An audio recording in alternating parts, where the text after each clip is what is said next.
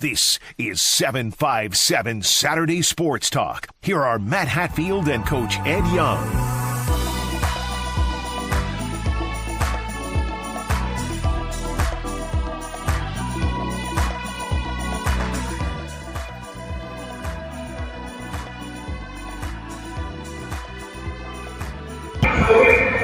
Hello, everybody. This is the coach, Ed Young. This is 757 Saturday Sports Talk. We're not in Virginia Beach area. We are live at the Virginia High School League live basketball team camp here at the James, Springfield, Virginia. We'll talk more about that next week. Right now, we got my buddy Matt Hatfield, my partner in crime, or no crime. He had a chance to talk to Ocean Lakes baseball coach Pete Zell on their championship they just recently won. Let's see here on CoVA Sports TV what Matt and Coach Zell had to say about that championship. Meanwhile, I'm going to go do some honky tonk here at Virginia Live.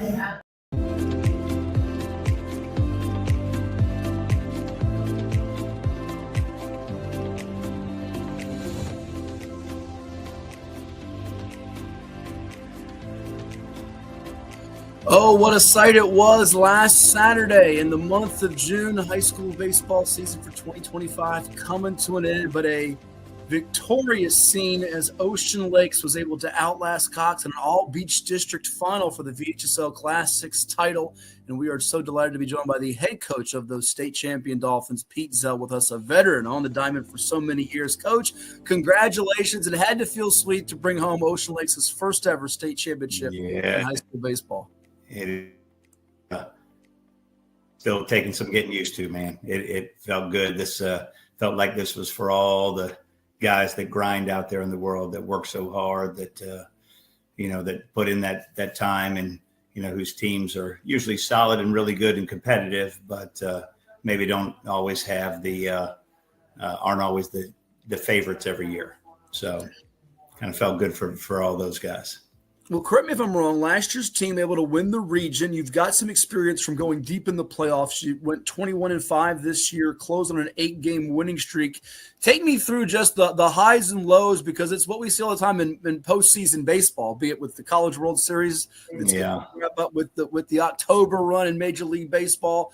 You had some wild ebbs and flows. You saw Cox a few different times. You were coming off a state semi with Riverbend that was 17-10, and then you get a pitcher's duel that breaks out in the final game. Take me through what was so special about this team. Well, it did kind of start last year with the regional championship last year, and last year we were the 5 seed and rolled into the playoffs. Had a barn burner with Princess Anne in game 1. And then to go to the state last year, we had a pretty exciting game against Great Bridge, and we're able to get by them. And then a back and forth game with FC to win the region.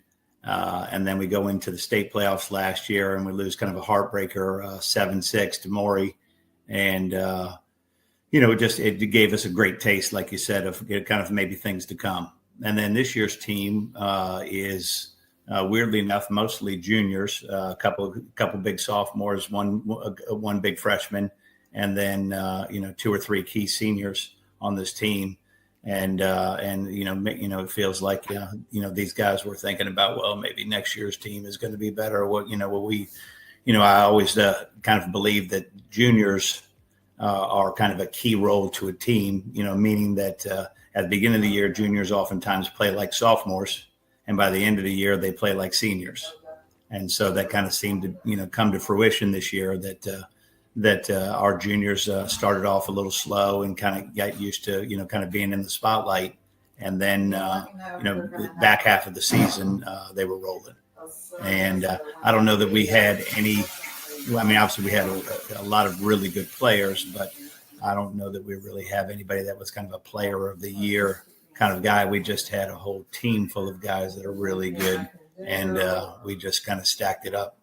I think we 10-run 13 teams this year. We threw 9 shutouts, and we just got rolling. And our pitchers did what you need them to do in high school baseball, is throw strikes. and our guys had great at bats, and we had a bunch of walks and hit by pitches and some timely hitting. And, it isn't really about hitting in high school baseball. It's about scoring runs. And so that's what we did. We put some serious runs. I think we put up 220, runs on the board this year. And so I think we're averaging about 9 runs a game and giving up, I think, 2.5 runs a game. So something crazy like that. So again, that was a kind of a long dissertation about kind of the run that kind of got us to here. And then, just getting back into playoff mode here this year. This year we get into the playoffs and we play Princess Anne, and we just have a pretty good game against them. We're certainly expecting to play FC in the second round, and they got kind of snake bit by Kempsville, who just kind of got hot at the end.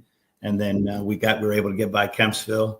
And then we get Cox in the finals, and we get a back and forth game. I think we go extra innings with them, 8 innings with them to beat them in the regional final 3-1, and then we're on to state, and then we get Kickingham, who's kind of an upset team over there, and they come over to our place, and we did okay that game, and we got by them, and then we get Riverbend in the semis, and that is a crazy game where we're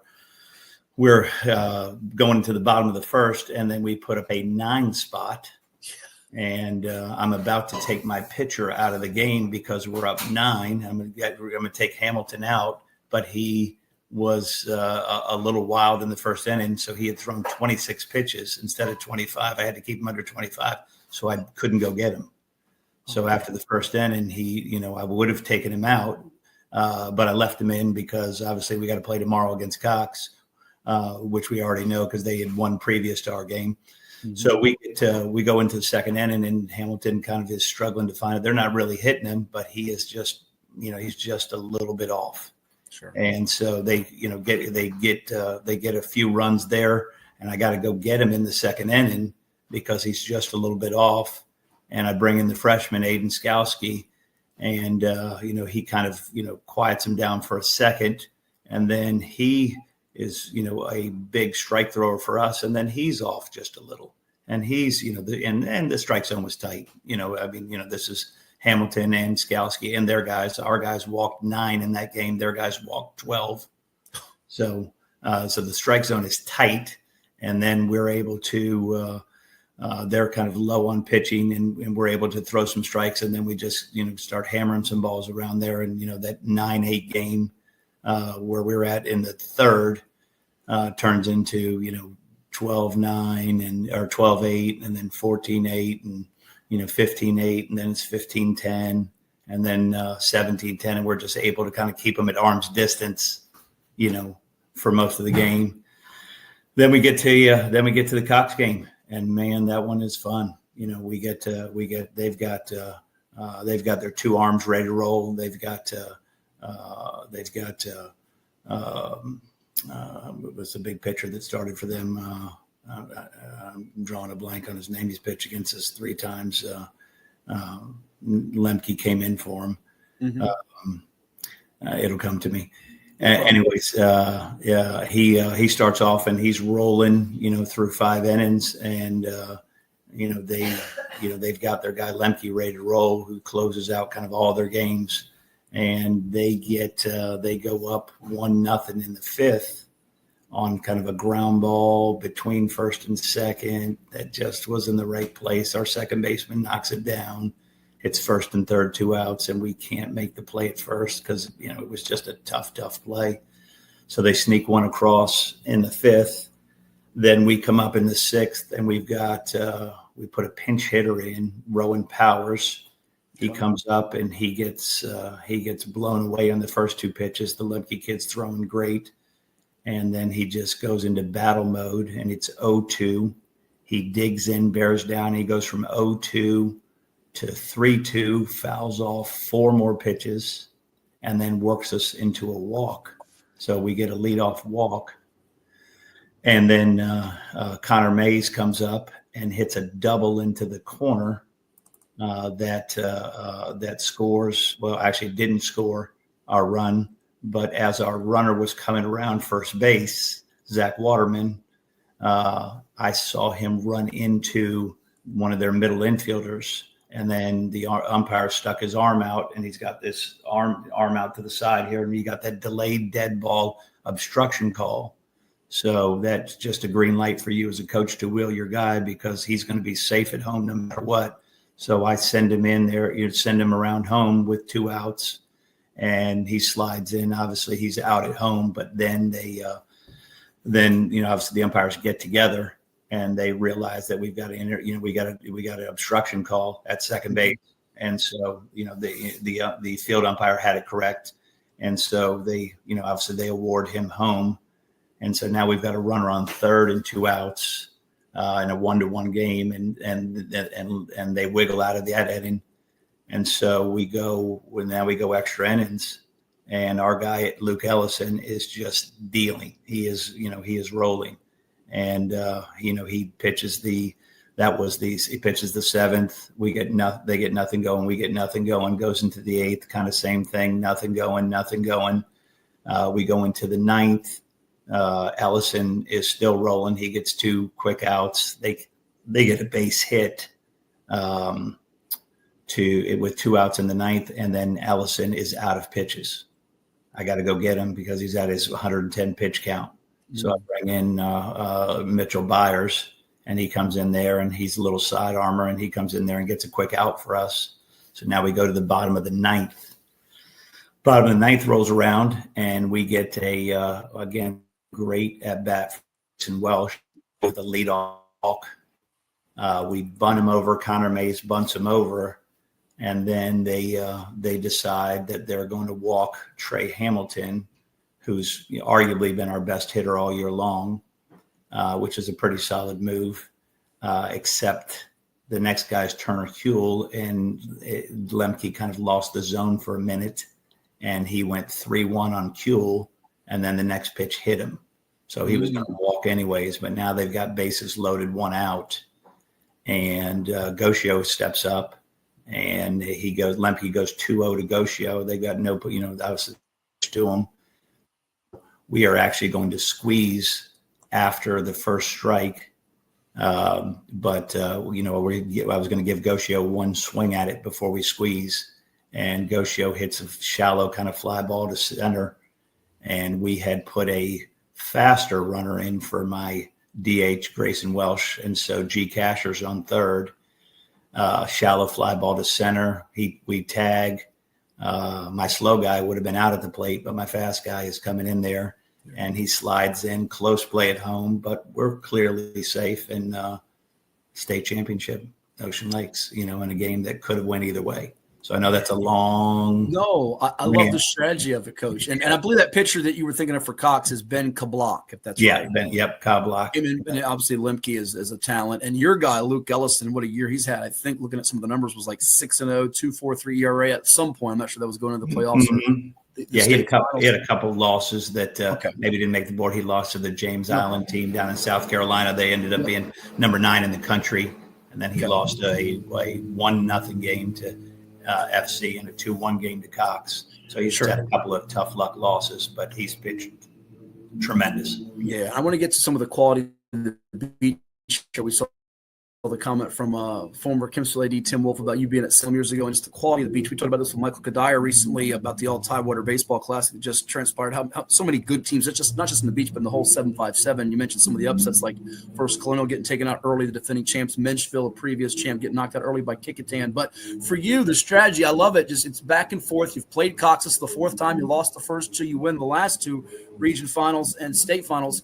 That squeeze thing, the bunt, we see it all the time. I'll be watching Major League games in extra innings. Coach Young and I will talk about it on our Saturday program and be like, my goodness, why aren't they bunting there? How much easier is it for you? You're batting the bottom half of that, and here, if we don't get this to work, it's not like the game is over for us. Does that take a little bit of mind? And then how much do you all practice those things? Because I'm sure that it's something that the common fans don't know. This is something you have to work at to get it to execute. Oh, man, you can't even imagine how much time we spend on bunting. Yeah, it's an incredible amount of time. And whether it's a sacrifice, base hit, squeeze bunts, you work at all of those things. And Gosio happens to be probably our 2nd or 3rd best bunter on our team. He's really good. And so we kind of had the right guy up there if we were going to squeeze. And but, again, with him throwing a couple of balls early on in that last AB, I just felt like he was going to get a fastball, probably down the middle and be a good chance for Gaucho to put a good swing on it. And that would be, kind of a better chance. If you've got the bases loaded on a squeeze play, one of the things that, that comes into play is obviously you've got to force out at home so they don't have to catch and tag you at home. It's a little bit easier to defend the squeeze bases loaded than it is with, second and third or third base, or even first and third. So, a couple things to think about. And so obviously giving Gaucho the green light on that 2-0 pitch to, cut it loose, certainly worked out for us. What makes a life a good one? Is it our adventures?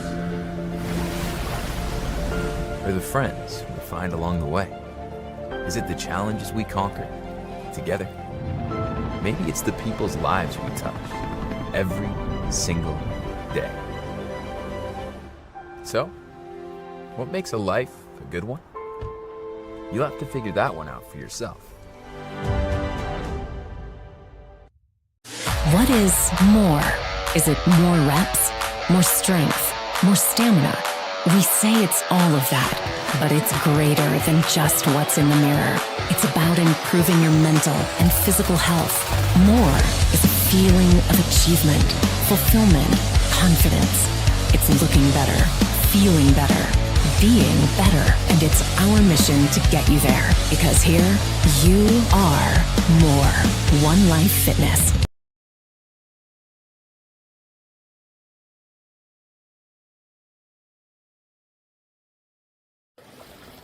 Okay, we're back with joke time. What do you call a crab that throws things? Fortunately, this one doesn't do it. But you call a crab that throws things a lobster.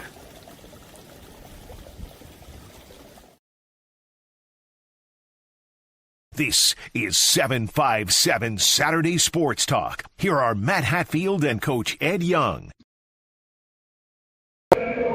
And we're back here on Saturday Morning Sports Talk live in Springfield, Virginia, at the Virginia High School League basketball camp event that we have. We're going to, as I said, talk about more of that later. You just heard my partner Matt Hatfield speak to Coach Zell from Ocean Lakes on part one of an interview. You're going to get part two next week.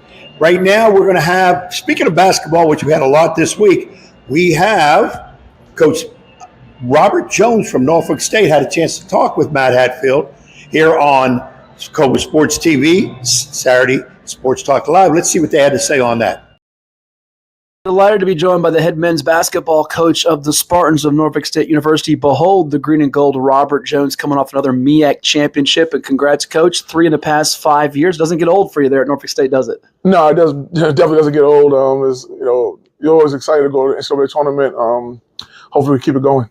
Well, and we're here at your first of 2 team camps you have in the summertime at NSU at Eccles Hall. Not a lot of schools continue to do team camps, but you guys do it. Why so?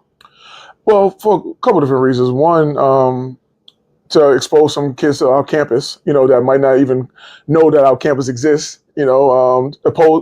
Expose parents to our campus that might not know really what our campus, really has to offer, and just for evaluation purposes too. We do look at the kids that some kids that are playing actually have offers. Some kids are kind of on that brink. Yes, we still do recruit high school kids. It's not as much as maybe before, but we still do recruit high school kids. So this is just a all-around tool for us to see everybody in one setting. And then, of course, for the high schools, it's, good competition. Right now our June camp is our smaller one because it's a kind of a warm-up to the live periods and things like that. Our August is our big camp. So, it's good for these schools out here. There's been a lot of competitive games. And the 11 teams that we do have, or 11 teams that we got, was, they've been pretty good basketball. You just wrapped up your 12th season as the head men's basketball coach here at Norfolk State, taking over after Anthony Evans took the program to the NCAA tournament, had the big upset of Missouri. I see Kylo Quinn now is a part of the athletic program, still walking around with smiles ear to ear. And you were named initially an interim head coach, and my goodness, you've now set records as a head coach. It's hard to believe it's been 12 going into 13 years. What's kept you here, and could you have believed back then that you'd still be here doing what you're doing? No, I couldn't believe that I'd still be here. But I think that there's been opportunities to leave. Like I always say, with success, come suitors. So people have come knocking about trying to leave and things like that. Some situations haven't always been the right situation. Some situations that maybe were the right situations I didn't get. So it's been a combination of two things. And of course, the people here, Dr. J, the president, Melody Webb, the athletic director, my staff, the administrative staff around here, everybody is great. So it's hard to just get up and leave for anything. It has to be the right situation. And if that right situation happens, then it's great. If not, this is a right situation right now. So this is great for me. Well, and of course, it's neat for you to get a chance to watch your son compete up close and personal. Justin is one of the top players in the area, just finished up his junior campaign in Atlantic Shores. How cool is it for you? And as a father, I asked to a lot of dads. I was just talking to Michael Kadire recently, former Major League Baseball star. How helpless is it out there when you can't go out there and do the things but as a coach, a dad? What is it like watching them play? It's definitely been interesting the last few years because now I'm able to actually watch him in team camp, watch him in live period. Before it was like, he would play, 7th grade, 8th grade tournaments, which is like, I'm just there just to be there. But now it's kind of like he's a part of my recruiting, so that's pretty cool. And to see him ascend to being mentioned, as one of the area's, top players. And I know he's got a lot of accolades individually himself, has been fun to watch because he isn't a kid that has been just God-given blessed. Everything that he's obtained has been through hard work. So, it's exciting, and he's going through his own recruiting, right now. So that's fun and interesting, and stuff like that. So it's cool. Yeah, a lot of people think it's a foregone conclusion he plays for Potts, but it's not always the case necessarily these days in intercollegiate athletics. For you, it's certainly interesting when you look at the big picture of college athletics. You touched on it briefly about just now people think about you don't recruit high school kids anymore. You go through the transfer portal, JUCOs, and we just had this NCAA house settlement where athletes can get paid directly. What are your thoughts on where we are, the pros, the cons, and what do you feel if there's some changes that should be made now moving forward? I'm just not sure that the genie's going to be able to go back in the bottle. I think that it should have been tailored a little differently early. The kids should have got paid, plenty of, for years, I should say, right? But it should have probably been a cap earlier, because the kids were, they were making $0, unless it was some, funny transaction going on, right? But if you would have capped to say, if you were able to make $100,000, right, the kids would have took that. They would have been happy about that because there's a lot of grown people that can't, make $100,000 and things like that. So the kids were able to do that. But now when you got kids making millions of dollars and it's like, how do you go back and cap it now? After you've seen, I know Cooper Flagg, he made $28 million. Well, not in 1 year, but he had $28 million worth of deals in 1 year. It's like, how do you go back and cap it now? So it's going to be interesting to see how settlement's going to be. I think it's going to be really interesting for smaller schools like Norfolk State, because I think the bigger schools, honestly, I'm always transparent. A lot of this has been going on for years anyway, just hasn't been legal, so they're just playing now in a legal space. But kids getting paid at a place like Norfolk State hasn't been going on for years. So now I think that kids are expecting to now get paid when they come here. So it's going to be interesting to see how that happens and how that goes on, for smaller schools. I think the big schools will be fine. They're going to figure it out. They got the money, they got the resources, they got the boosters. But how are the smaller schools going to figure this thing out? Well, I think one of the things that makes you beloved by Spartan Nation out there is that the authenticity you present. You're genuine about speaking your mind. You're outspoken about things. How have you had to adapt, you and your program, to all this and adjust with the times and things? Because it is easy for bigger schools to go poach your student athletes and get those guys that are putting up numbers at Norfolk State and reap the benefits of it moving forward. Well, we've had it, 2 years in a row now at this point. We always joke and we say if Joe Bryan was around in his age, there's no way we would have kept him for a back-to-back player of the year. He was kid out of Lake Taylor, exactly. Yeah, I mean, he was his back-to-back player of the year stuff happened at the beginning of this NIL stuff. So the amounts weren't super, crazy. So like some of the amounts that he might have been offered wasn't enough for him to leave happy, right? But now when kids are getting, $800,000, $1 million, I mean, we've had kids leave our program. One kid gets $800,000, one kid gets $350,000, another kid gets $150,000. It's like Joe would have got all of that plus more being back-to-back player of the year. So it's definitely a different space that we're in right now. We're still trying to navigate it. We do have NIL, contrary to popular belief. It's like it might not be as much as people, as some of the numbers you hear, but we do have NIL money, so it's going to be interesting to see how we go forward with this. Exciting times at NSU because certainly you've kept this program rolling. You're winning, you're competing, and you're playing, teams outside the conference. You're not afraid of anybody, and we'll get to a matchup you've got scheduled here coming up for the next couple of years. Yeah. But Michael Vick arrives as the new football coach. He's a legend. Jermaine Woods comes in after Larry Vickers leads the women's program to an NCAA tournament, and he goes to Auburn. But Jermaine's well known from his roots in the 757. Just what's it like bouncing off things off those coaches and vice versa? I'm sure they've come to you for advice on things as well. Yeah, I've talked to Mike. A couple times, not really at length, because I know he's still trying to figure it out. And like I always say, I let a coach, do their own thing. And then if they want some advice or anything like that, then, I'm always willing to be a team player to help. So, we've talked about a couple different things. And like I said, this year he'll see the ups and downs. There's going to be highs and lows, and it's going to be different as a coach than it was maybe as a player, right? So it's going to be interesting to see how that happens. And, because there's obviously a lot of fanfare and a lot of excitement, and we hope that, a championship happens right away. But usually the likelihood is probably not. So we're going to see how it's going to go up and down and things like that. But we hope for it to happen. I think everyone's hoping for him to be successful. And Coach Woods, I've known for years. So, Coach Woods, we'll come in here, sit in the same seat that you're sitting in, and we'll sit down and talk. So, that's my guy. Coach Woods is my guy. And going back to Coach Vick for a second, just his name, it has to bring more exposure to the university. And there can be some things that are pluses, and it helps you all as a basketball program continue to grow, correct? Yeah, I think his name helps the university, because it's more Norfolk State in people's, mouths, stuff like that, right? So you go into a room, some people know the basketball program, or a lot of people know the basketball program about what we've done, even going back to what you said about the Missouri win and things like that. So we've been kind of relevant for a long time, but then he just kind of adds a little bit more to that conversation. I think so. Yeah, that's a good thing. I'll come more for you later on. Appreciate the time. Hey, Norfolk State and Old Dominion now. It's a home and home the next couple of years. I know it's something that's been important to you to have this. Tell me how meaningful it is to have this and have these type of rivalries between two schools in the same city and watch what the fans come out and support this. Yeah, I mean, it's going to be, no matter what anyone says on either side, this is going to be the biggest game for Old Dominion, the biggest game for Norfolk State at home. So it's going to sell out at Chartway. It's going to sell out here.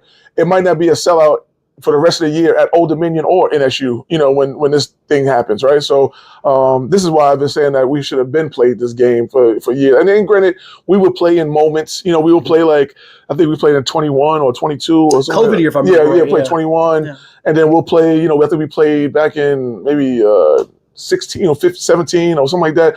But this is a game that with everybody needing to save money, no matter if you're Old Dominion, Norfolk State, Duke, North Carolina, whoever you are, I mean, we're right down the block, and this is going to be a quality game, so it's going to be a good game. I'm excited about it. A lot of people, they don't understand the whole dynamic sometimes about, because, some people still look at the NSU Hampton thing, and which is still a big battle of debate. That's always going to be there. But having Old Dominion come in to our arena in 2026, and even though they came during COVID, you almost don't count that because only 200 people was allowed in here. So it's not going to be the same thing as 6,000 in here, right? So it's like, I'm hopefully, like I said, hopefully I'm around to see it in 2026, that game happen, because that's a game that definitely I have wanted to be a part of for many, many years, to get them to come to Eccles in front of a packed house with the band and the fans and everything like that. But once again, credit to Mike Jones for agreeing to this.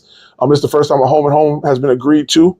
So I credit him, and I know Coach Jamal Robinson over there and the rest of those guys and stuff like that. So I credit to those guys also for taking the home and home, because no one else has took the home and home series over from over there. So I credit those guys, and we're excited about playing, and it should be fun on both sides. It should be a fun environment in both venues, and like you said, no social distancing this time, and watch what transpires with these two schools as they move forward into the future. Lastly, Coach, Give me a thought on this coming season with your roster and what it looks like. I know you do have some 757 flavor, which has been the norm here lately for you coming into 2025, 2026. Yeah, I'm glad you said that because a lot of people think still brainwashed that we have like all these New Yorkers because it's just so funny, man. It's like because of your background, right? Yeah, because it's like I think this year we got maybe 3 New Yorkers on the team, and we signed them in the signing period. So I saw a comment, like, New York, we might as well just be Madison Square Garden or something. It was like, come on, guys. But you are a Knicks fan. People know. Yeah. But it's like, but enough already. Sure. It's like we've had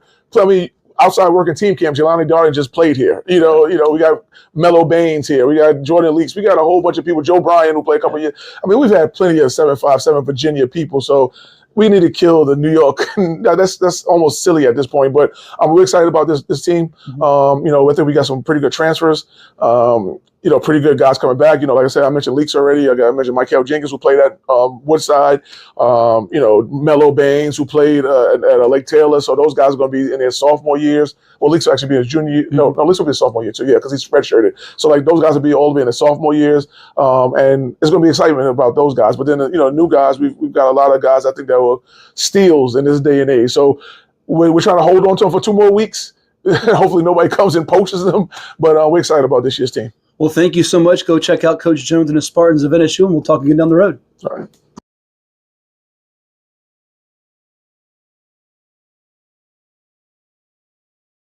Did you know that the minimum limits in Virginia are $30,000? $30,000 is a lot of money on an individual basis, but if you're involved in a personal injury matter, that's not enough. Here at Williams-Deloitte, we're happy to provide a consultation on the amount of coverage you have in your vehicle. It can be confusing. Not many people understand it. You know you need to have it, but do you have enough? Give us a call today at 757-547-5555 so we can help you prepare in the case of an automobile accident or any other personal injury matter that you or your family may find yourself in.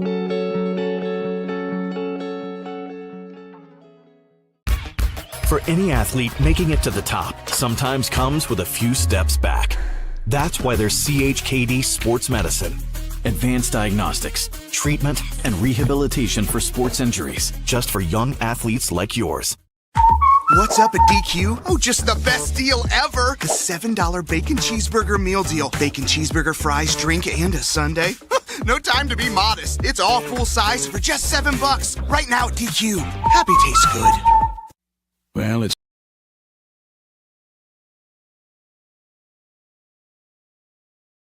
This is 757 Saturday Sports Talk. Here are Matt Hatfield and Coach Ed Young.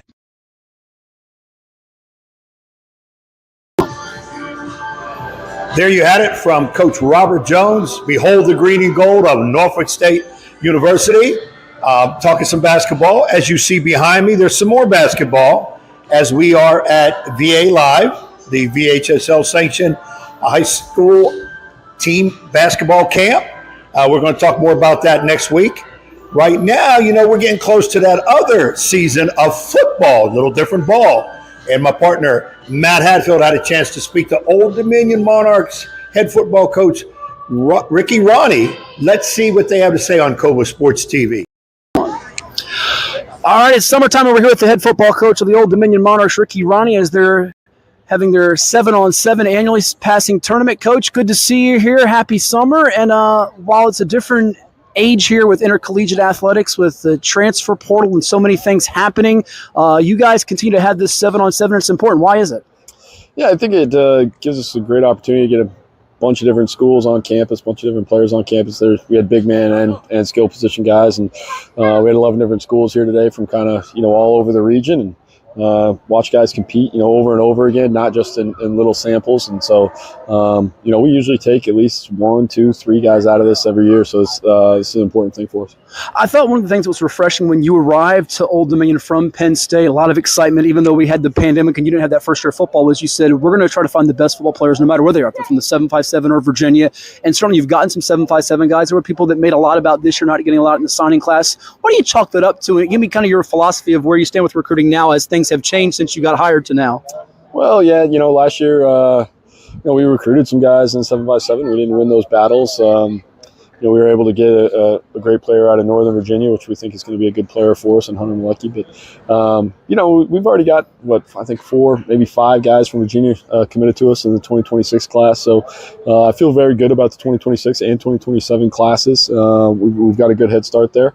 But I think it's one of these things we're going to continue to battle people. I mean, obviously there's other schools in our state that are going to recruit here, and then from all over. People respect football in Virginia a lot, and so it gets recruited. We took a lot of kids last year from North Carolina, and then those kids are pretty close to us. Some of those kids are closer in Northern Virginia to us. So, that's been an area where we've been able to have some success, but we're gonna continue to, the whole region up to Pennsylvania and to New Jersey and all that sort of stuff. We're gonna continue to battle. Well, I remember last year you had a team from Pittsburgh actually win this event, but you have a lot of 757 flavored schools from inside Virginia, outside Virginia, and in this age where some colleges, and I know you and your staff are also looking at what's happening with the portal and JUCOs, things of that nature, high school players still matter to building the program, doesn't it? Yeah, I mean, we took 17 last year. We'll take over that this year, and we're always going to take anywhere between 17 and 22, and you're still going to have to take transfers, whether that's junior college or portal kids, and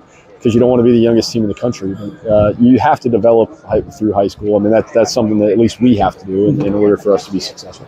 The thing that ODU fans care about, this NCAA house settlement, how does it affect the Monarchs in your program? Yeah, I mean, obviously it's still to be determined. We haven't even got the one-cheater from the NCAA yet. But yeah, I mean, it allows us to have revenue sharing with the players, and it brings some of the collective stuff in-house a little bit more, which is going to be good. But I think it's going to be good. I think it's going to be good for the players, good for the fans, good for all of us. And we've got to look at it as an opportunity as opposed to, I think some people bemoan the fact that things are changing. It's like, we got to see the opportunity in this. I came last year to the game against James Madison. What a heck of a battle and an atmosphere here at SB Ballard Stadium. And I believe it was, you correct me if I'm wrong, 9 of your games decided by 8 points or less, including that one out of the gate against an SEC team that almost made the playoff in South Carolina. As you look ahead to this coming year, how do you review back to where you were and what you think of going into the season, what you bring back? Yeah, I mean, listen, we play in a great league, and every single game we're going to play is going to be tight, and we've got to make the plays, whether it's in the first quarter or the fourth quarter. We've got to make the plays that make the difference. And, sometimes that's 1st and 10 in the first quarter. You don't know. And so that's why we really got to focus on making the play each and every day. And I think our work ethic this summer is showing that. I've been really happy with how the guys worked all spring, but more importantly, I'm really happy with how they're working right now in the summer. Our guys are getting better, and they're really focused, and I feel good about the team depth, but also just, we've got some guys who can make some plays.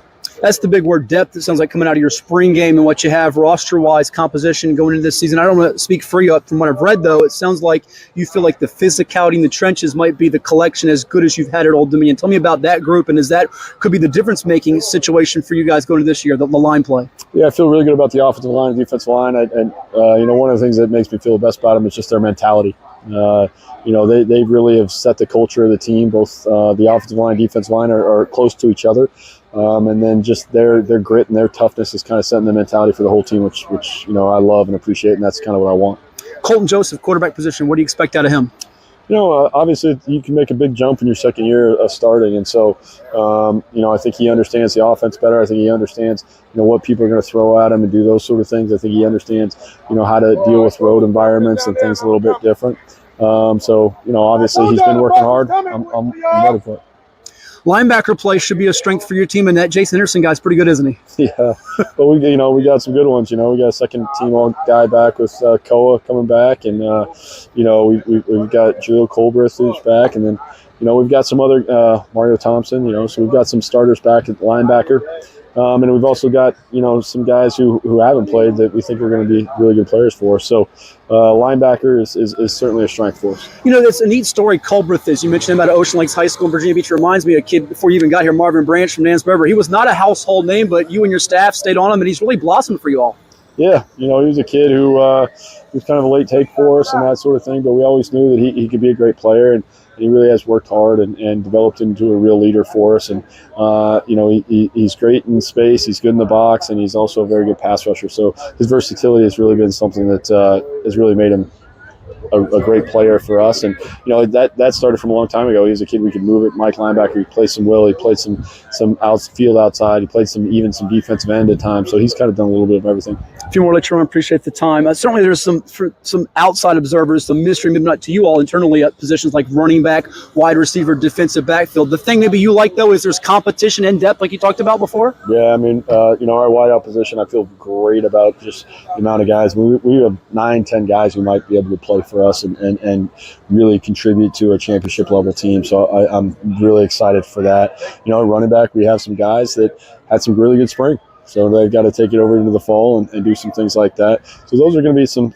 areas that we've got to answer some questions. But I feel good about the amount of people we have and the type of character we have there.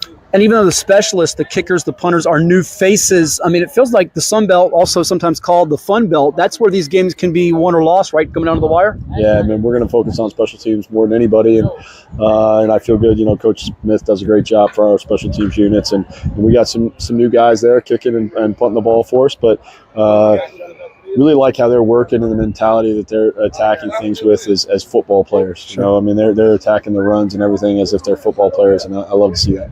And lastly, another challenging schedule for you out of the gate. You have Indiana, the Hoosiers, who went to the college football playoff. You got Virginia Tech. I think it is Game 3. Tell me about what you want to see coming out of that early slate as you prepare for conference play and hopefully go bowling and make a big splash this year. For us, we're worried about this summer. I mean, if we start trying to look ahead and start looking at, obviously, Coach Signetti's done an unbelievable job there in Bloomington. And, so if we start to try to look ahead of that, that's not going to, be a great idea for us because we've got to get better each and every day. And right now, that's our number one focus. I'm excited to go play them. Mainly because they got great coaches and great players, and it's a great test for our players. And I know they're going to be ready for it. I mean, we've been ready for all those tests as they come. And we've got to find a way to finish that off. And I know our guys are working hard right now in order to be able to do that. Well, coming out to SB Ballard Stadium, Cornblow Field, and check out Ricky Rahne's Monarchs this year. Thank you so much and all the best. Thank you.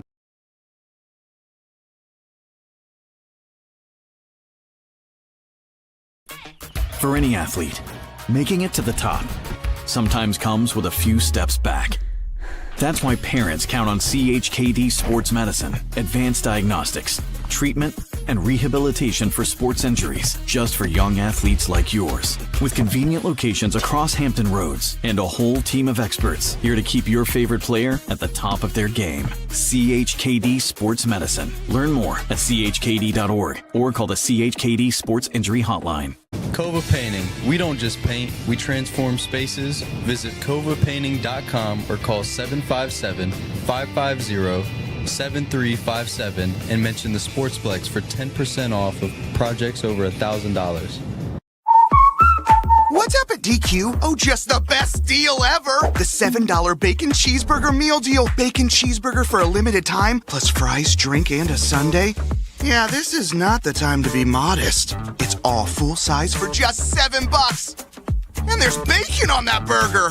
The $7 Bacon Cheeseburger Meal Deal. Now, for a limited time on the $7 Meal Deal lineup. Only at DQ. Happy tastes good. Hampton Roads has a long-running high school and college sports tradition. It's time to give them the spotlight they deserve. This is 757 Sports Talk. Usually it's Hatfield. That's why I try to tell everybody, get on Hatfield. He is the legal scribe, the talking head that knows all this, puts the whammies on. We do things different on this podcast. That's why we're rated number 3 in the state. You got Play-Doh?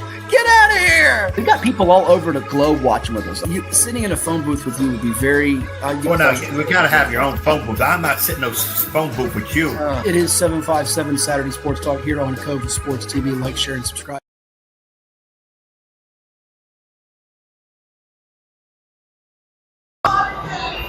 Back here on CoVA Sports TV, Saturday morning sports talk. You just heard Coach Ricky Rahne from the Old Dominion Monarchs. We're going to talk with a young man who plays for Manchester High School at quarterback, who is being recruited by Old Dominion. Matt got a chance to speak to him recently when Manchester won the 7-on-7 football competition at Old Dominion. Let's see what those two had to say right here on CoVA Sports TV. All right, I'm here with class of 2026 quarterback Landon Abernathy of Manchester High School out of Richmond, competing at the Old Dominion 7-on-7 event, as they are the Monarchs, one of 4 offers and counting for him. Landon, hard to believe senior season you've been playing since you were a freshman for the Lancers. How pumped are you for this final hurrah with your team? Oh, it's big. We got a bunch of seniors on our team, some guys that I've played with for a really long time, and I think we're geared up for a pretty good season. And you made some big playoff runs, of course, before you got to Manchester. They won that state championship with Brendan Clark back in the day. How much growing up when you got there did you know, all right, there's a legacy, a standard here, and I want to go be a part of that and have some big moments in my career? Yeah, obviously Brendan's been cool. He's kind of mentored me a little bit. He's helping out with Malcolm now, my quarterback trainer. There's definitely a legacy of winning, and it's a good team culture at Manchester. Well, you not only get it done athletically on the football field for your team, slinging the football around, but academically too. Tell the audience out there, the viewers, about your grades. You're over a 4.0 GPA, and you have a lot of opportunities because of that. Yes, sir. My mom is a teacher, and my dad's also big on academics, so we've in my house it's always been kind of if you don't make A's, and it doesn't really fly. Sure. What's your favorite subject at school? I wouldn't say I have a favorite. Okay. Maybe you have a least favorite? One that's harder for you because you're getting good grades. Not a big fan of English. What do you want to study in college? Do you know yet? I'm not really 100% sure yet. I'm somewhere in the sciences. Okay. You mentioned the offers you have right now: Old Dominion, East Carolina, App State, and Charlotte. Let's talk about the Monarchs that you're here at SB Ballard Stadium. What do you like about ODU, Coach Rahne, and the staff and the school? I've liked Coach Decker since he got here. He got here about the same time, honestly, I was starting to get recruited. Okay. I just really like it down here. It's close to where we live and everything. And the biggest thing for me is someone that's going to develop me as a player and a person. As well as hopefully eventually be able to play as soon as possible. When you see the quarterback success they've had, and of course Brendan went here too, Taylor Heinicke, who's in the NFL, does that something like that appeal to you, that whether you have next level aspirations to play pro or not, that's something you can be developed? Oh, for sure, as well as Coach Decker. He's obviously done a great job. And the system that they run is something I think I would fit in well. It's pretty similar to what we do. So. Sure. Give me some quick hitters on the other 3 schools I mentioned: East Carolina, App State, Charlotte. Have you been there, and what do you like about those schools? I've been to all of them. I haven't been to them a while, but I've been down to all of them. I've been to Charlotte. We did a 7-on-7 this time last year at Charlotte. App State, I've been to several games. I really like it down there. Boone's a nice place. And East Carolina is just, it's by the beach. It's the Pirates and everything. And yeah. Come more on the recruiting front, then we'll wrap about the season. Tell me about what are going to be some of the pivotal factors. Do you have some visits that you'll take before you make a decision? Do you have a timetable in mind? What will be kind of the key elements to it? So I'm set up to be an early enrollee. Okay. And that's big, I think, for me, because I want to get on campus as fast as possible, somewhere where I think that as early as possible I can get out there and help them on the field. So really the biggest thing for me is it somewhere that I can get on the field and help the team win? Is it somewhere that's going to develop me as academically and as a person? And timetable-wise, I'd like to be committed as soon as possible, ideally towards the end of the summer, so I can get around someplace. What are they getting in Landon Abernathy, the quarterback, the student-athlete, whatever school you choose, and what are some of the qualities and traits that you feel that set you apart? There's always kind of an X factor that everybody has. And I think the biggest thing for me is there's not anybody who watches as much film as me, understands the other side of the ball as well as my side of the ball like I do. So I'd say just the ability to kind of be able to step on the field and have no anxiousness, no nervousness at all, because I know exactly what they're going to do, exactly what they're going to show me. And there's nothing to make me nervous, make me scared. From freshman year to now, where have you improved the most as a passer, and what are you working on this coming season to add to your game? I think I've come a long way in my eyes, being able to have my eyes in the right spots. I think that's one of the biggest things, if not the biggest thing a quarterback can have, is good eyes. Before this season, I'm trying to put on some weight, get in the weight room, and hopefully get a little bigger, a little faster, and a little bit more zip on the ball. Sure.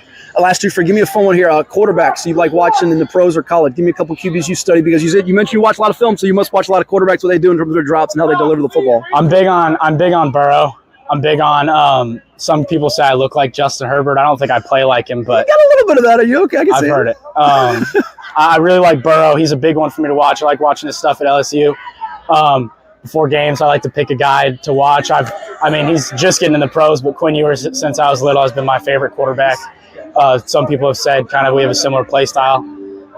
So that's kind of, I really like him. I've watched all his high school stuff. I grew up in Dallas. So I'd say him and Burrow, Quinn Ewers and Burrow. Awesome. And lastly, this coming season, give me some goals, be it individually, team-wise, and everybody wants to win a state championship, go get player of the year and all these accolades. But what's it going to take for Manchester to be in the hunt come November? We got to work as a team. We've got to be able to play complementary football, offense and defense. And offensively, we need to be a little bit better than last year and really getting the ball to our playmakers as much as possible and being able to get the guys, because we have some dudes who other teams really don't want to see the ball in their hands. So it's my job to make sure that they get it. One of the best triggermen in the 804 in the whole state of Virginia, Landon Abernathy of Manchester High School in Richmond. Thank you so much. All the best. Thank you. What is more? Is it more reps, more strength, more stamina? We say it's all of that, but it's greater than just what's in the mirror. It's about improving your mental and physical health. More is a feeling of achievement, fulfillment, confidence. It's looking better, feeling better, being better, and it's our mission to get you there, because here you are more. One Life Fitness.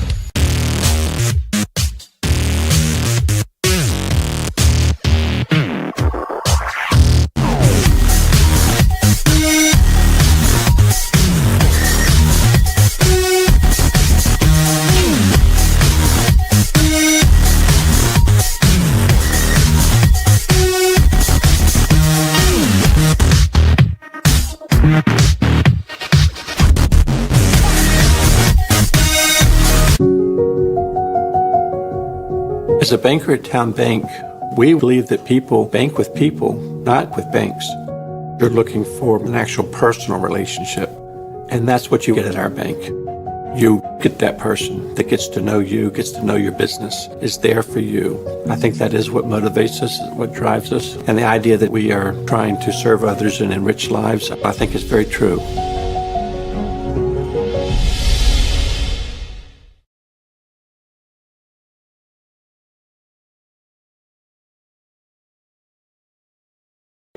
We are here at Hassel's Castle, Kellam High School, where the Knights of Kellam High win the One Life Fitness Spring Championship League over their city rival Salem 51-43. Norman Hassel, coach, congrats on it. I know it is summertime or springtime, whatever you want to call it. You roll the eyes, but it is nice for the guys to smile and win and complete the goal you have here in the offseason, step one. Okay, sure. Okay. Yeah, and it just is so meaningless. It's fun. Yeah. And it beats practicing. Sure. And it's no deeper than that. Getting a bunch of spring league championships is almost embarrassing. And I just told the kids that I'm like, this is so not about what we're after. It's fun, and it's a good stepping stone as we get ready to go into the off season to try to do stuff. So of course I'm not mad about it. I'm very proud of them. They play hard. Mm-hmm. We have 5 games this weekend, so we came in tired, but you just played a Norfolk State in team camp. Correct. We just played the Norfolk State team camp. Ended up playing Lansdowne twice and PA once, and it was just hard out there in a gym that had no AC. Yeah. And I just knew we were tired, but they sucked it up. So I'm very, very proud of that, and I'm proud of the effort. So I'm not going to downplay winning it, but it means for all the people who are looking at this interview, it means nothing. So don't go home and say, Hassel think they won. There's no Hassel don't think nothing.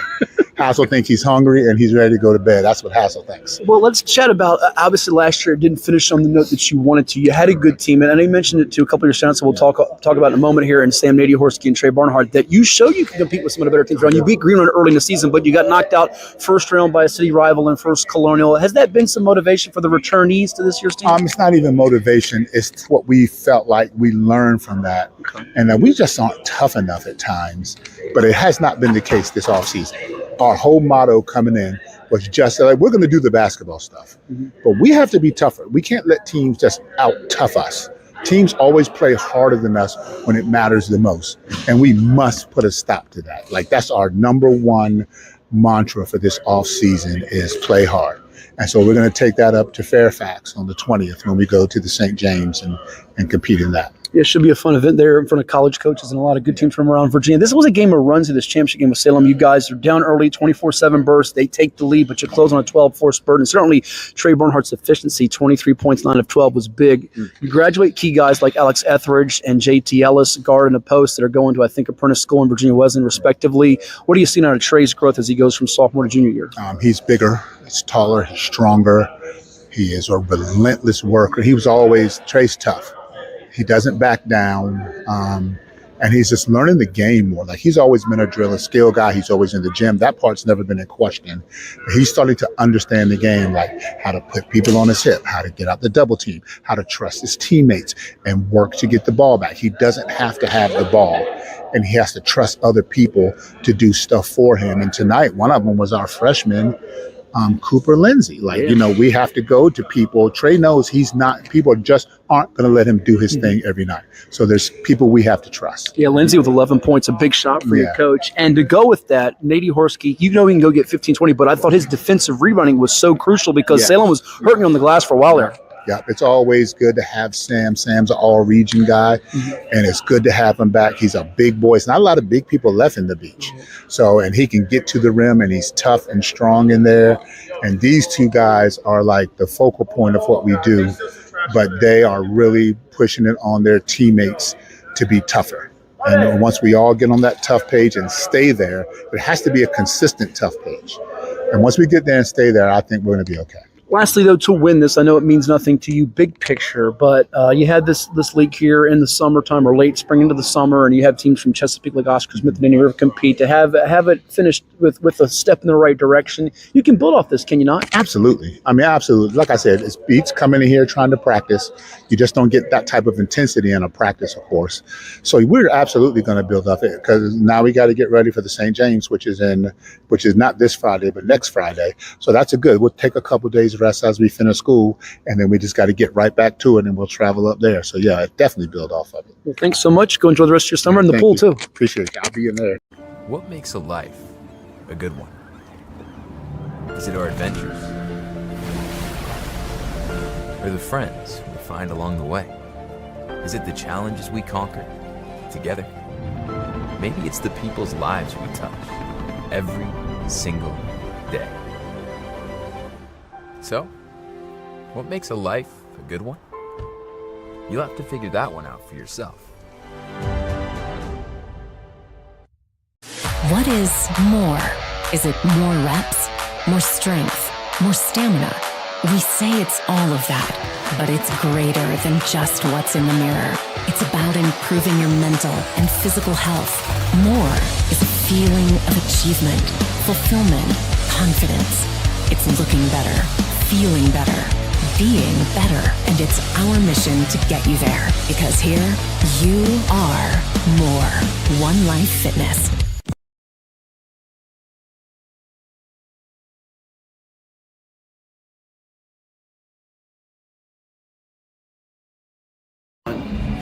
Hello again, everybody. I'm the Coach Ed Young. That is today's show. It's all wrapped up. We had a lot of things going on. Wait till next week. Next week's show, we should be back at Hampton Roads. I will be, good Lord willing. I don't know about that other dude.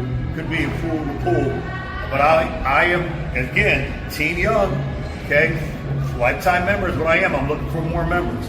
I got to go right now because, as you can see, my people's waiting for me. We got food, and there's a stage over there. I got to go do some dancing. See you next week.